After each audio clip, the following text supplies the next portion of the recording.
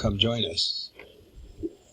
Pardon me, Council President. It was about the franchise. It was about input for the city negotiating a new franchise agreement with Comcast, and that's what and it was asking for public comment, and that's what the specific meeting I attended last Thursday. But very quickly, let me just ask you then.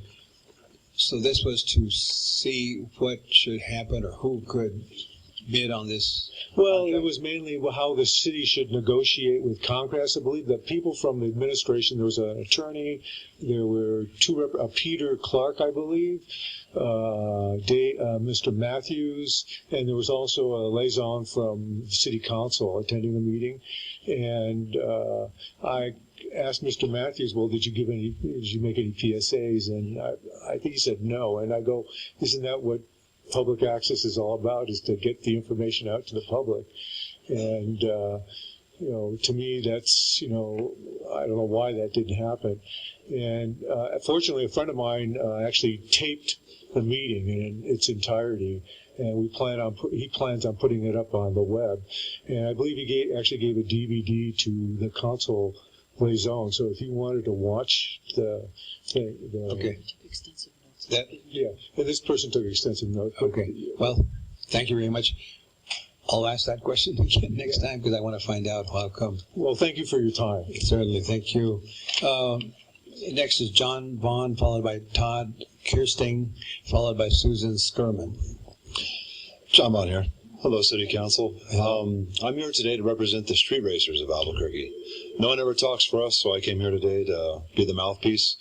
I am the mouthpiece for 1320 videos. I have been racing since I was actually 15 years old, going to high school for Brad Winters. Hi, Brad. I also have helped out this small event called TX2K become rather quite large, and I have the third highest racing loss to a company called Underground Racing. I'm right behind LMR and then pretty distant to AMS. But I do a lot of racing. I've done a lot of street racing. But I saw in the news something about how they were saying people shut off their lights and they raced backwards down tramway. I can tell you right now, as someone who's done a lot of racing, that has never happened. Not on our side of things. I'm not saying someone hasn't turned off their lights and drove down tramway. I don't speak for everybody in Albuquerque. There's a lot of people. But as far as the actual racing community, that is BS, to be honest with you.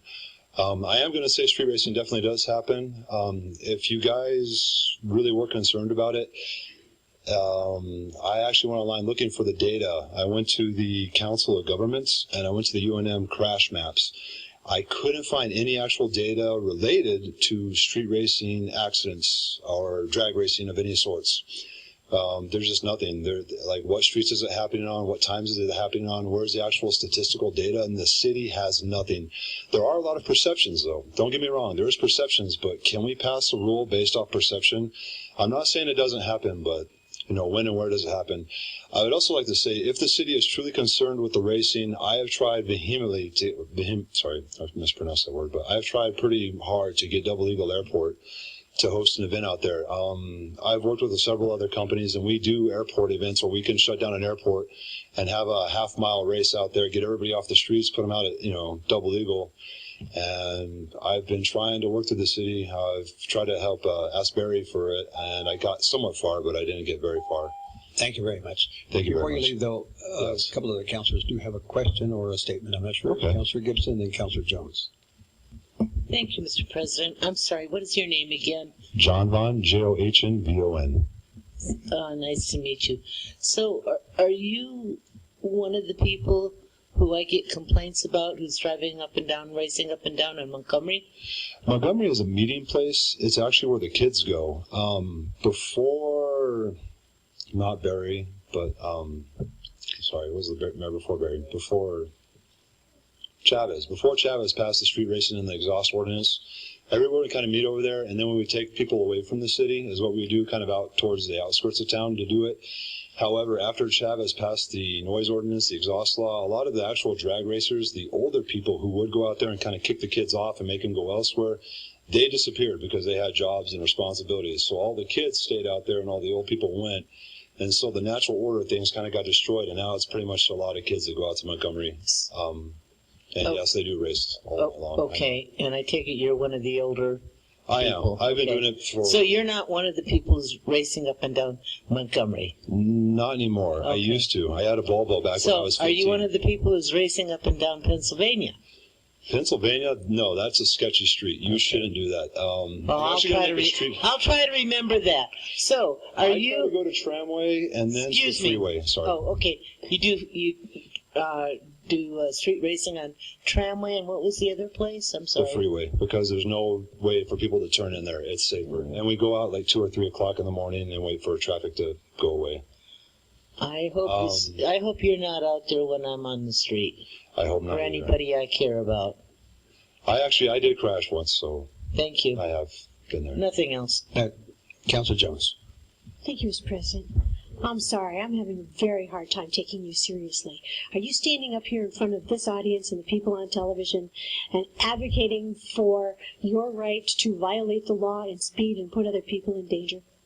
We try not to put other people in danger. That's the thing. We've You pushed try it. not to, and how do you prevent that? How do we prevent it? We've actually gone out by the Journal Center. There's nobody out there late at night, but then they put gates up around the road, so we can't do Oh, it. doggone. I know. I assume it's their streets. I don't know. It's a public road. You are actually advocating to Yes. go out on the public streets and drag race. What I'm actually trying to do is let you guys know that this law has no real basis, and then, What do you mean it has no basis? You're breaking the law. well, we are breaking the law, but this law doesn't apply to it. There's no way. It's just perception. How do you prove a drag race? You have to have a start and a stop. If you just see cars driving next to each other at a high rate of speed I'm in sorry, Paseo you del don't have Norte, to you're going to explain arrest any further. everybody on Paseo. Mr. President, I find this absolutely unbelievable that an adult, I'm assuming you are an adult, you I am an consider adult. yourself an adult.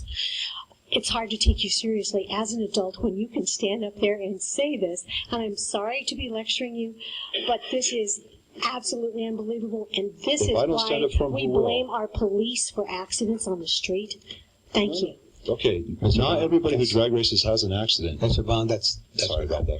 Thank you. Thank you very much. Excuse me, You're Mr. President. Councilor Sanchez. I have one comment. I think that John brought up a very good point in talking to the city in using the Double Eagle Airport as a place where they can race and not in the streets of our city. And I would like to see Mr. Perry and our staff work with them to see if we can find a way to let them use that facility and get the cars off the street where they can race. I appreciate that. I know John Bodie, and I've approached the mayor about it, so maybe with your help we can get it done, because I can assure you, as much as it's outlandish for me to do this, I can get everybody out there. It's not hard to do. It's not hard to do. If you truly care, let me help you. Let's Yeah. work on it. CAO Perry. Did you have? I just can't imagine the civil liability that would be attendant for the city to operate a come race your car type facility, although it would appear to be more preferable to do that than have them in public roads. But I'd also point out that it's the legislative policy of this state and virtually every other state in the United States that has criminal statutes that deal with racing, reckless driving, public endangerment, vehicular manslaughter, and numerous other offenses.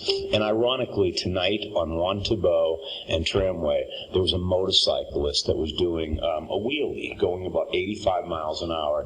I guess it was being filmed by someone, one of his buddies, extreme driving, took his hands off the wheel to try that little trick and was ejected as the vehicle slid out. And he's sitting down at UNMH. He probably isn't going to make it. So thanks for coming down, Mr. John Vaughn. You're welcome. Thank you. Anyone else? Councilor Harris. I really don't want this person to respond to what I say. Can you excuse him from the podium, please?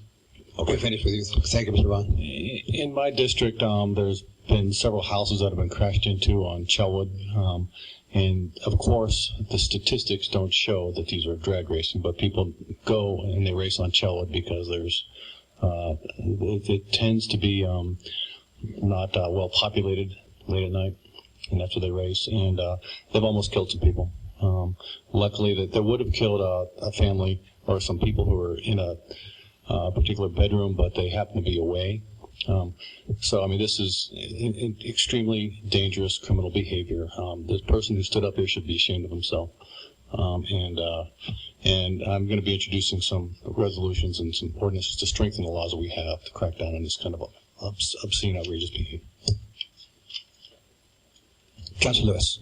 And Mr. President, I'd point out that I do believe there's legal areas to drag race, San Diego Motor Speedway and other dragways in Albuquerque where you can actually you pay $10-15 and you sign a liability and you can race your car. And so there are legal ways for the gentleman and other people to actually do that. And I think he was arguing that the current law that's in place is not valid because we don't have all the statistics. And so I would wonder if the gentleman would be willing to help us gather some of those statistics. If you know where people are, racing and causing accidents, and I'm not asking you to come and speak to it, but it sounds like you have information that you could give our police officers on illegal, drag racing in the city of Albuquerque, and you can give us all that information, and then we can see if it's valid, whether the law against illegal street racing is actually valid in Albuquerque or not. But there are legal places to do that. Thank you very much. Next is Todd Kirsting, followed by Susan Skirman, followed by Ryan Harvey.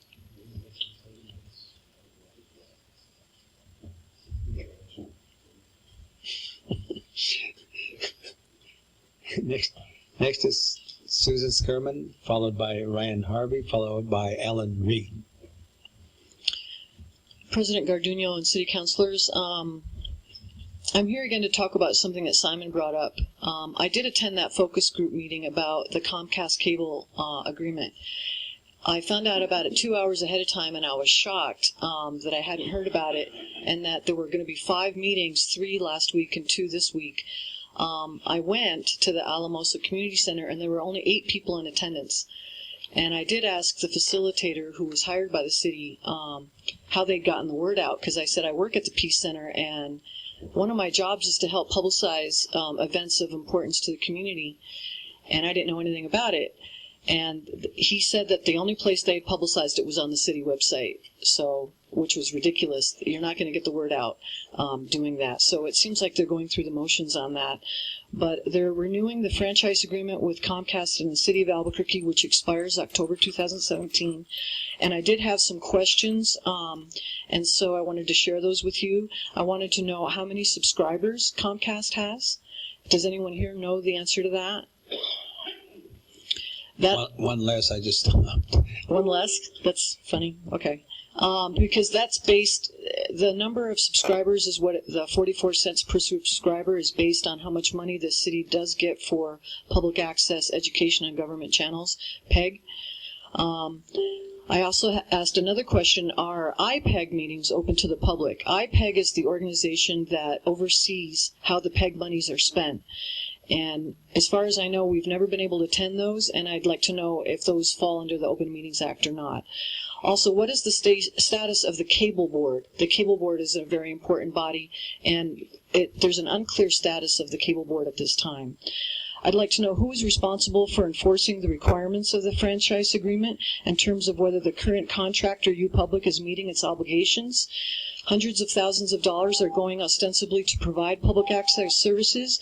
When quote-unquote ran Channel 27, Gaza, Indigenous Peoples Day, homelessness, the DOJ, and the jet fuel spill would have been covered. Right now, UPublic has guidelines that say no controversial topics and no offensive topics. We do not have true public access in this city right now. Thank you very much. And that means they are violating free speech principles, and we need answers to how the 44 cents per subscriber is being spent. Those of you that care about fiscal things, you should care how that 44 cents is being spent. Thank you.